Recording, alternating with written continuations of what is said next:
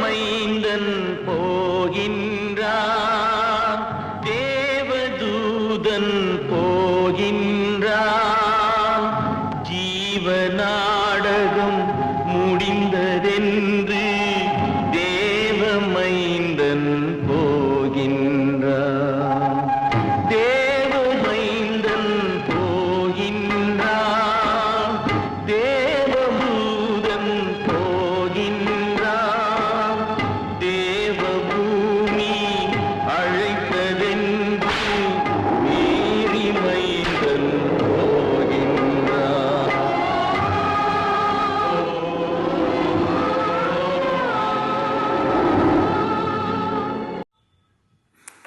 புனித சூசையப்பரின் பெயரால் உங்கள் அனைவருக்கும் அமைதியும் சமாதானமும் உரித்தாகுக.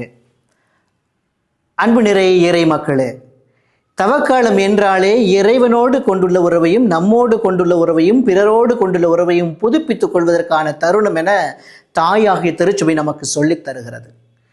வருகின்ற மார்ச் மாதம் 7ஆம் தேதி மாலை 9:30 மணி முதல் காலை 5:30 மணி வரை இறைவனோடு உறங்காமல் உறவாட உங்கள் அனைவரையும் அழைப்பதில் நான் பெருமை கொள்கிறேன். தவக்கால முயற்சியில் நாம் ஈடுபட்டு கொண்டிருக்கிறோம். இந்த காலத்தில் நாம் இறைவனோடு உறங்காமல் உறவாட சிறிது நேரத்தை செலவிட அழைக்கப்பட்டிருக்கிறோம். இயேசு சிலுவை சாவை ஏற்கும் முன்பு தம் சீடர்களை அழைத்து கொண்டு பூங்காவனத்தில் இரத்த வேர்வை வேர்க்கச் செல்கிறார். அங்கு சீடர்களை பார்த்து, உங்களால் என்னோடு சிறிது நேரம் கூட விழித்திருக்க இயலாதா என்று சொல்லி அவர்களை கேட்கும் அதே வார்த்தையை நம்மை பார்த்தும் கேட்கிறார்.